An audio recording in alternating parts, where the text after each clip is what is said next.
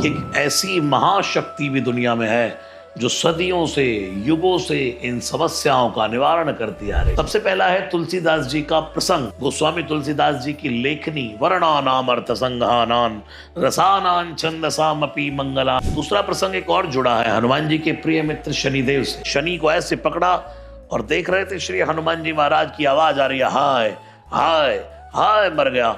देखा शनिदेव उल्टे लटके, ऐसे पकड़ा, उलट पलट लंका सब जारी। मंगलवार तेरा है, शनिवार तेरा है, बजरंगी संभालो ये संसार तेरा है। साढ़े साथी हो, ढैया हो, कोई वक्र दृष्टि कभी नहीं पड़ेगी। हनुमान जी ने कहा, प्रभु सूर्यदेव मेरा स्वभाव जानते हैं, जब तक बूटी लेकर के नहीं आऊंगा सूर्य निकलेगा नहीं। महाभारत में भी अर्जुन के रथ पर हनुमान जी ध्वज के रूप में विराजमान थे। जय सिया राम। मेरे प्रिय अत्यंत प्रिय भक्तजनों, आज हम एक बहुत ही खास और एक बहुत ही ऊर्जा से भरे हुए दिन के उपलक्ष्य में यहाँ एकत्रित हुए हैं।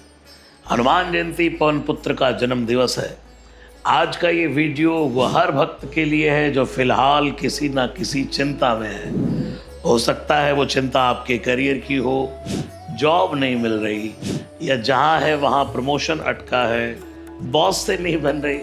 हो सकता है वो घर की चिंता हो, परिवार में रोज खींचातानी हो, बच्चों की पढ़ाई की फिक्र हो और रिश्तों में दरार हो सकता है लोग ग्रहों के चक्कर से परेशान है, शनिदेव की साढ़े साथी का भय, मंगल दोष की चिंता, या बस एक बुरी किस्मत का एहसास जो पीछा ही नहीं छोड़ती। एक अदृश्य बोझ, एक नेगेटिविटी जो खुशियों पर पर्दा डालती रहती है। इन सब उलझनों के बीच हम इंसान ढूंढते हैं तो सिर्फ सॉल्यूशन, एडवाइज़र, दोस्त, रिश्तेदार, हर दरवाज़ा खटखटाते हैं। कभी राहत मिलती है, कभी निराशा हाथ लगती है, लेकिन क्या आप जानते हैं कि एक ऐसी महाशक्ति भी दुनिया में है जो सदियों से युगों से इन समस्याओं का निवारण करती आ रही है और इनसे भी कई बड़ी समस्याओं का सामना करने में हमारी मदद करती आ रही है।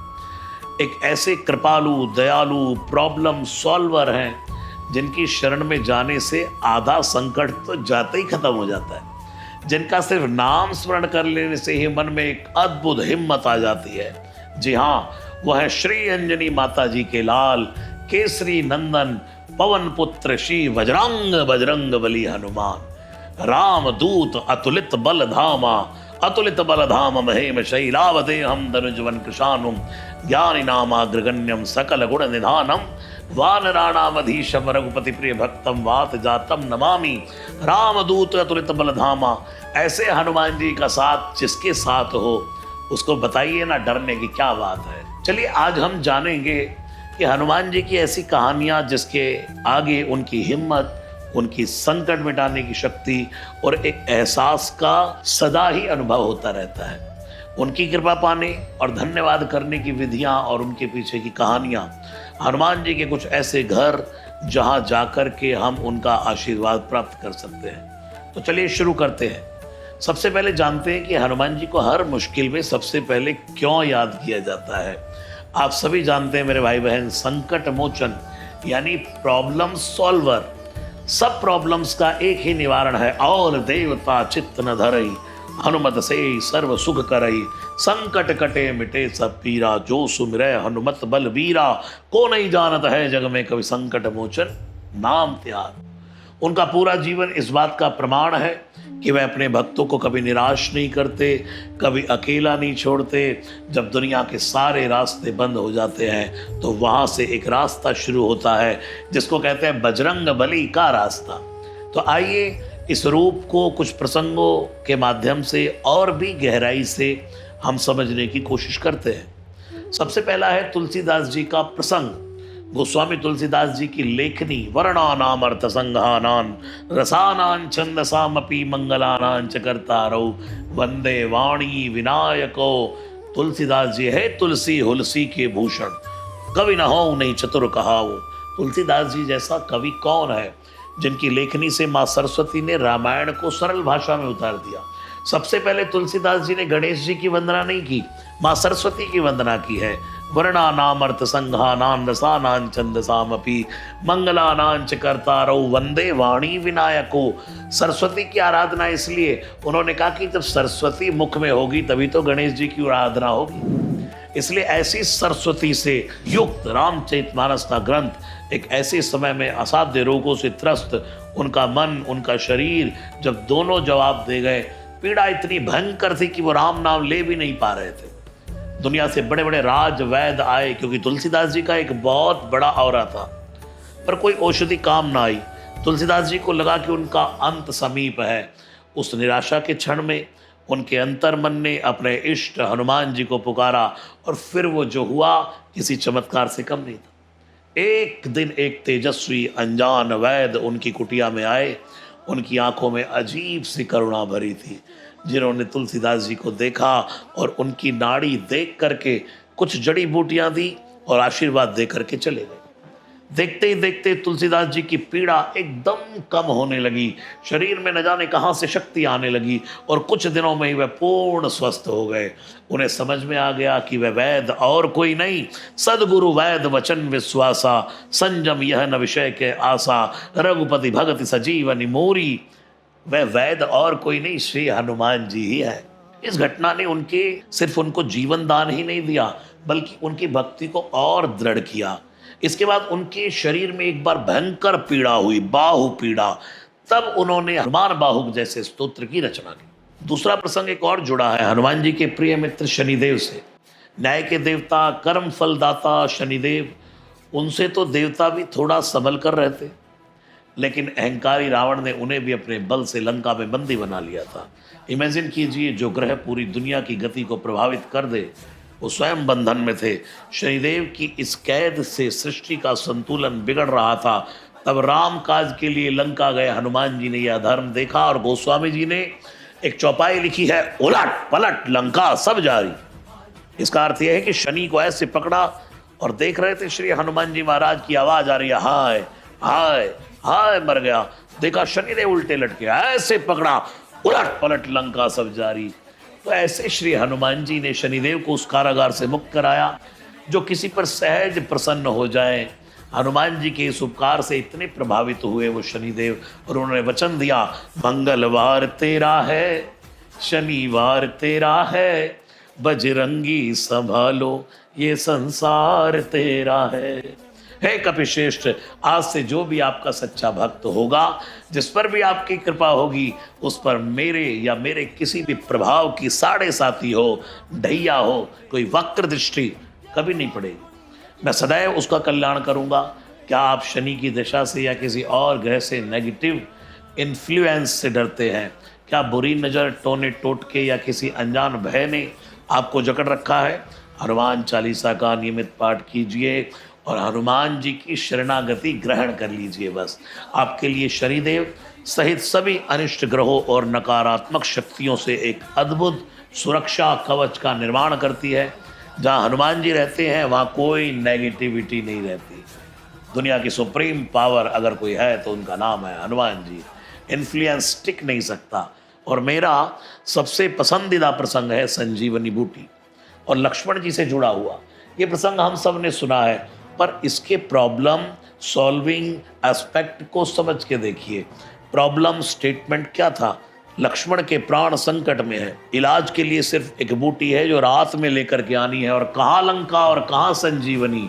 लेकिन श्री हनुमान जी महाराज ने जब श्री राम को रोते हुए देखा, लक्ष्मण अगर तूने प्राण त्याग दिए तो भाई मैं भी अब यहीं प्राण त्याग दूंगा। हनुमान जी जागृत हो गए, हे प्रभु, मैं दुनिया में सब कुछ देख सकता हूँ, लेकिन आपकी आंखों में आंसू नहीं देख सकता। हनुमान करोगे भी क्या? भोर होने वाली है, सूर्य निकलने वाला है। हनुमान जी ने कहा, प्रभु सूर्यदेव मेरा स्वभाव जानते हैं, जब तक बूटी लेकर के नहीं आऊँगा सूर्य निकलेगा नहीं।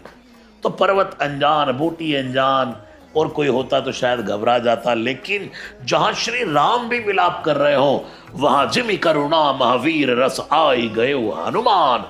हनुमान जी बूटी लेकर के आ गए, लाए सजीवन लखन जी आए, श्री रघुवीर हर्ष उर लाए।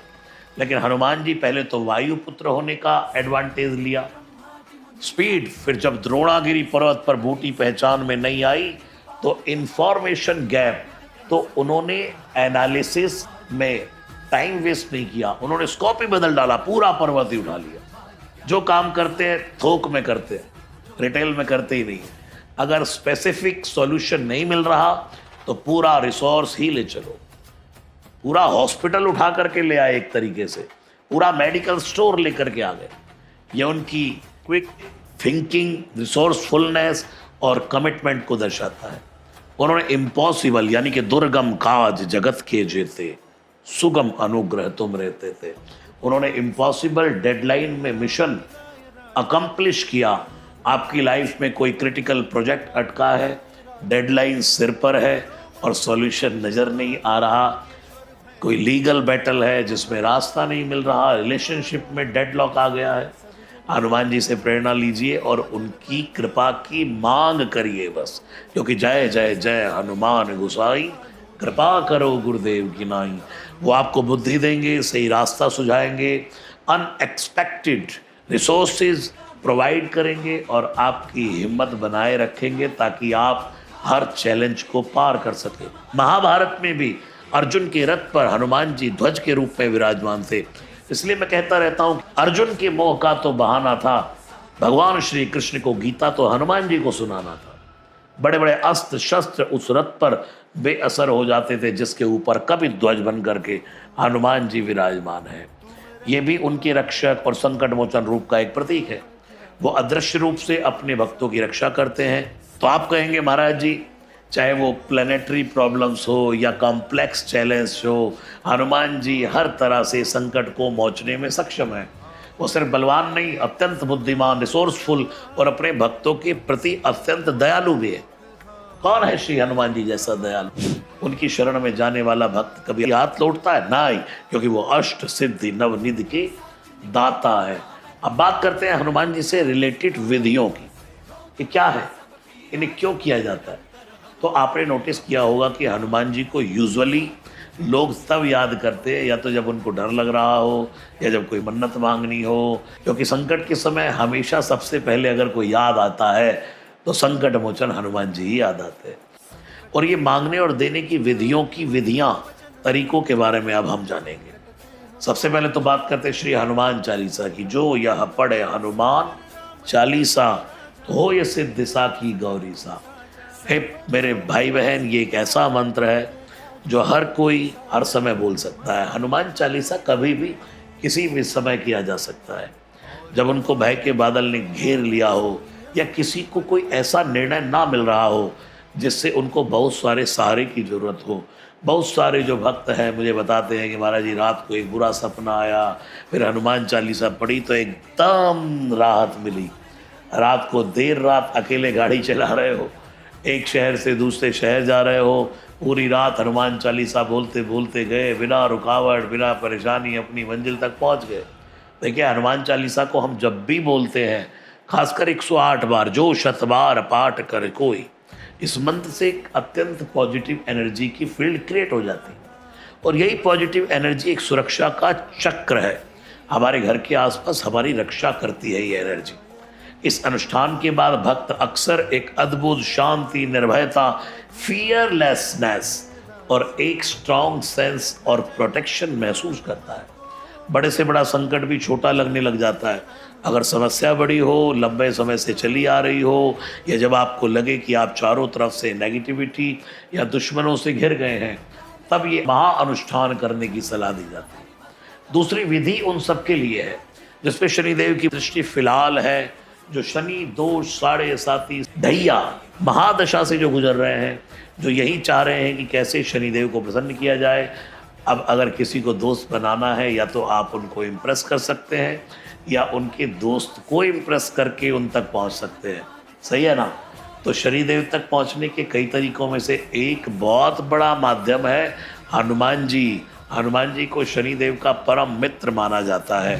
जैसे हमने बात की थी कि शनिदेव को लंका से हनुमान जी ने बचा लिया, क्योंकि नव के नव ग्रह रावण की लंका में बंधे। इसी कारण शनिदेव ने वरदान दिया था कि आज से जो आपकी आराधना शनिवार को भी करेगा, उसके जीवन में कभी कोई मेरी महादशा नहीं व्यापेगी। जो कोई सच्चे मन से हनुमान जी को पूजेगा, मैं उसका कोई नुकसान नहीं करूंगा। इसलिए और शनिदेव नुकसान करते भी नहीं, शनिदेव को हम न जाने क्यों एक डेंजरस भगवान बोलते हैं। वो न्याय करते हैं। जो नहीं दंड करो खल तोरा, भ्रष्ट हो श्रुति मार्ग मोरा। अगर तूने गलत काम किया तो उसका दंड, और अच्छा किया तो उसका फल। ये शनि का भगवान का कार्य है। इसलिए अगर आप साढ़े साती, ढैया या महादशा आप पर चल रही है, हमेशा आपको यही सलाह दी जाएगी कि हनुमान जी के मंदिर जाइए, मंदिर में हनुमान जी का दर्शन जरूर कीजिए। अब आते हैं उनको धन्यवाद करने की जुड़ी कुछ तरीकों पर। क्या करते हैं हम जब किसी की वजह से कुछ काम बन जाता है? उन्हें उपहार भेजते हैं, उन्हें कुछ मीठा भेजते हैं, उन्हें खाने पे बुलाते हैं, उनकी प्रिय वस्तु बनाते हैं ना।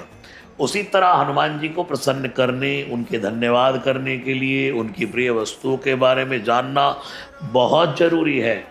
सबसे पहले जानते हैं कि हनुमान जी को लड्डू क्यों चढ़ाया जाता है। बचपन में हनुमान जी ने एक बार माता अंजनी को लड्डू खाते हुए देखा और उनको बहुत मन हुआ कि मैं भी यह खाना चाहता हूँ। अपनी माँ अंजनी के हाथ से लड्डू खाकर वो बेहद प्रसन्न हो गए और धीरे धीरे धीरे धीरे चुपके से जाकर के लड्डू उठाया और खाने लगे। जब आप हनुमान जी को लड्डू चढ़ाते हैं तो आप उस दिव्य प्रसन्नता को इन्वॉक करते हैं, या ऑफरिंग आपके जीवन में रसों की मिठास लाने की, छोटी छोटी खुशियाँ पाने की और मन को हल्का करने की एक प्रार्थना है। दूसरा, लड्डू के पीछे कारण ये है, लोग कहते हैं कि भाई आज बहुत ही बढ़िया मकान बनाया है आपने, चलो कहाँ है लड्डू? अरे इतनी सुंदर गाड़ी लाए हो, लड्डू कहाँ है भाई? जीवन में कोई अच्छा काम हो, अच्छे नंबर आए एग्जाम में, लड्डू कहाँ है? यानी कि खुशी में लड्डू बांटे जाते हैं। तो एक बात समझ लीजिएगा, हनुमान जी आपके घर का लड्डू तभी खाएंगे या आप जब भी उन्हें लड्डू चढ़ाएंगे जब आपके जीवन में कुछ अच्छा हुआ होगा। राम जी की लंबी आयु के लिए माता सीता को सिंदूर लगाते देख करके हनुमान जी ने जो प्रेम और समर्पण प्रसंग दिखाया वो भी बड़ा अद्भुत था। उनको सिंदूरी चोला चढ़ने की एक भक्ति पीक पर वहीं से स्टार्ट हुई, क्योंकि हनुमान जी ने माँ को मांग में सिंदूर भरते देखा और पूछा, माता जी ये क्या है, व्हाट इज दिस? माँ ने कह दिया, बेटा हनुमान, ये सिंदूर सुहागन स्त्रियां अपने पति की लंबी आयु, स्वस्थ रहे वो, इसलिए अपनी मांग में भरती है।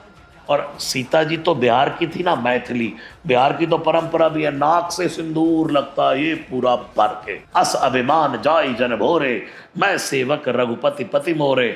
बाजार में गए, सिंदूर का पूरा ही भर के अपने शरीर पर डाल लिया। और जैसे ही उस महलों में आए तो माँ ने देखा, श्री राम ने देखा, देखकर कहा, हनुमान ये क्या है? बोले, माता जी थोड़ा सा सिंदूर लगाती हैं, आप इतने प्रसन्न रहते हैं, तो मैं भी तो प्रभु ये चाहता हूँ कि आप इतना नहीं बहुत प्रसन्न रहे, इसलिए मैं सिंदूर लगा कर आ गया। तो ये हनुमान जी को सिंदूरी चोला चढ़ाने के पीछे एक छोटी कथा है। बीमारियों से, बुरी नज़र से, एक्सीडेंट से, हर तरह की नेगेटिविटी से या उनसे लंबी और स्वस्थ जिंदगी की कामना करने के लिए। गदा क्या है हनुमान जी की? हाथ वज्र। तुलसीदास जी ने ये नहीं लिखा हाथ गदा, क्योंकि हनुमान जी के गदा को ही वज्र कहा। एक बार जिसको मार दे तो उसका काल निकट आ जाए। गदा वज्र ले बैरी मारो, महाराज प्रभुदास उबारो। बजरंग बाण में लिखा है, गदा वज्र ले बैरी मारो, महाराज प्रभुदास उबारो। ओंकार ओंकार प्रभु धावो, वज्र गदा विलम न लावो। यानी कि गदा ही वज्र है, जिसको एक मार दिया। और वज्र का एक अर्थ है ये बजरंग है, इनका नाम क्या? बजरंगी, बजरंग। न्याय और अधर्म पर धर्म की विजय का भी यह प्रतीक है। यह हमें याद दिलाता है कि जब हम गदा पकड़ते हैं तो पांचों उंगलियां बंद करनी पड़ती है, एक मुठिका बन जाती है। हनुमान जी ने यह भी दिखाया कि जब हम एक होकर के रहते हैं तो हमारी ये मुठिका ही गदा बन जाती है। जब हम गदा अर्पित करते हैं तो हम उनसे सिर्फ फिजिकल स्ट्रेंथ नहीं मांगते, बल्कि मेंटल स्ट्रेंथ भी मांगते हैं, क्योंकि बल के साथ बुद्धि की बहुत आवश्यकता है। बिना बुद्धि के बल लगाओगे तो सेंट्रल जेल में जाओगे। अपने अंदर के डर, आलस या बुरी आदतों पर विजय पाने की शक्ति, हम उनसे अपने शत्रुओं, चाहे वो बाहर के हों अंदर के हों, उन सब पर विजय मांगने का आशीर्वाद मांगते हैं। विधियों की बात तो हो गई, लेकिन अब ये सब करें कहाँ? वैसे तो जहाँ भक्ति वहाँ भगवान, समय भूमि गोपाल की, पूरी हरि व्यापक सर्वत्र समाना। लेकिन सच्चे मन से हनुमान जी को कहीं से भी याद किया जाए, घर हो या उनका मंदिर हो या अपने ऑफिस का कैबिन हो, उनका आशीर्वाद हम कहीं भी प्राप्त कर सकते हैं, हमें मिल ही जाता है। लेकिन जब आप किसी को मिलते हैं तो सबसे पहले क्या पूछते हैं? आप कहाँ से हो? पूछते हैं ना। बजरंगबली तो हम जहाँ हैं वहाँ पहुँच जाते हैं हवा के रूप में, लेकिन वो कहाँ से हैं इसका उत्तर देने के लिए उनके घरों के बारे में जानना भी बहुत आवश्यक है। और उनके कई घरों में से आज मैं एक ऐसे घर के बारे में बताने जा रहा हूँ जहाँ श्री राम को मिलने से पहले हनुमान जी का आशीर्वाद लेने देश विदेश से लाखों श्रद्धालु आते हैं। जी हाँ, मैं बात कर रहा हूँ हनुमानगढ़ी मंदिर की, अयोध्या के हनुमानगढ़ी, जो बसा है श्री अयोध्या जी की पावन भूमि में। माना जाता है जब भगवान राम सीता मैया के साथ वनवास से लौटे तो हनुमान जी ने सबसे पहले यह स्थान चुन लिया जहाँ वो पूरे राम कोट की सुरक्षा कर सके। और यहाँ हनुमान जी बाल रूप में भी विराजमान है, माँ अंजना की गोदी में, जैसे अयोध्या की रक्षा कर रहे हो मानो। और कहा भी है, राम दुआरे तुम रखवारे, होत न आज्ञा बिन पैसारे। जहाँ राम वहाँ हनुमान, और जहाँ हनुमान वहाँ सुरक्षा। मंदिर तक पहुँचने के लिए 76 सीढ़ियाँ चढ़नी पड़ती है हमको, लेकिन हर एक कदम पर भक्त के मन में एक ही विश्वास होता है, हनुमान जी जरूर संकट दूर करेंगे। ये मंदिर अयोध्या के चारों तरफ की रक्षा करता है और इसलिए इसे अयोध्या का गार्जियन भी कहा जाता है। यहाँ की गलियों में एक अलग ही शांति, ऊर्जा महसूस होती है। चैत्र महीने में रामनवमी और हनुमान जयंती के समय पूरे अयोध्या में भक्तों का मेला लगता है, जैसे सब कुछ हनुमान जी के चरणों में समा गया हो। तो जब भी अयोध्या आएँ, रामलला के दर्शन से पहले हनुमानगढ़ी जरूर जाएं, क्योंकि कहते हैं राम के दर्शन से पहले हनुमान का दर्शन करना जरूरी है। अफसर के मिलने से पहले दरबान से मिलना पड़ता है, श्री राम को पाने से पहले हनुमान से मिलना पड़ता है। अब आप कहेंगे महाराज जी जाना तो चाहते हैं मगर कारण ही ऐसा है कि जा नहीं पा रहे, वृद्ध हैं, उम्र हो गई, व्यस्त हैं, ऑफिस से छुट्टी नहीं मिल रही, बच्चों के एग्जाम्स हैं, माँ बाप का भी तो ख्याल रखना है। सच में ये सब सबके साथ है, दिक्कतें हैं, मैं समझ सकता हूँ। इसीलिए इन सब समस्याओं का निवारण करने के लिए मैं आपके लिए एक समाधान भी लाया हूँ। श्री मंदिर ऐप द्वारा प्रसिद्ध मंदिरों में और अपने परिवार के लिए पूजा करवा करके हम सब श्री लाभ के अधिकारी बन सकते हैं। और यही नहीं, सिंदूर, बेसन के लड्डू जो उनकी अति प्रिय वस्तु है, ये सब श्री हनुमान जी के चरणों में हम अर्पण कर सकते हैं। पूजा हो या अर्पण करने की विधि हो, ये सब विधियां वैदिक विधि विधान के द्वारा की जाएंगी। आपके नाम से प्रमाणित सभी विद्वान ब्राह्मणों द्वारा यह पूजा संपन्न होगी और इसका वीडियो प्रमाण के साथ आपको भेजा जाएगा। चाहे आप मुंबई में हो, चाहे मैनचेस्टर में हो, मेलबॉर्न में हो, देश में हो या विदेश में हो, कहीं भी हो, घर में हो या बाहर हो, इस हनुमान जयंती अपनी ओर से एक कदम जरूर बढ़ाइएगा और हनुमान जी तक अपनी भक्ति का यह साधन जरूर पहुंचाइए। श्री मंदिर ऐप के माध्यम से सारी पूजा की विधि आपके नाम से होगी, आपके गोत्र से होगी। तो आइए भक्तों, इसी के साथ हम आ गए हैं हमारे प्यारे हनुमान जी के इस विशेष एपिसोड के अंत में। पवन पुत्र हनुमान जी से मेरी यही विनती है, यही प्रार्थना है कि वो आप सब भक्तों पर, आपके परिवारों पर अपनी अमृतमयी दृष्टि बनाए रखे, आपके हर संकट को दूर करे, आपके हर मनोकामना को पूर्ण करे, हर मनोरथ को पूर्ण करें, क्योंकि और मनोरथ जो कोई लावे सोई अमित जीवन फल पावे। और आपके जीवन में साहस, शक्ति और शांति का विकास हो। हनुमान जयंती के इस पावन अवसर पर आप सभी को हमारी तरफ से अनंत शुभकामनाएं। राम नाम लीजिए, हनुमान जी का नाम गुनगुनाइए और जीवन में हर चुनौती का सामना एक नए विश्वास के साथ करते रहिए। हारिए ना हिम्मत, बिसारिए ना राम।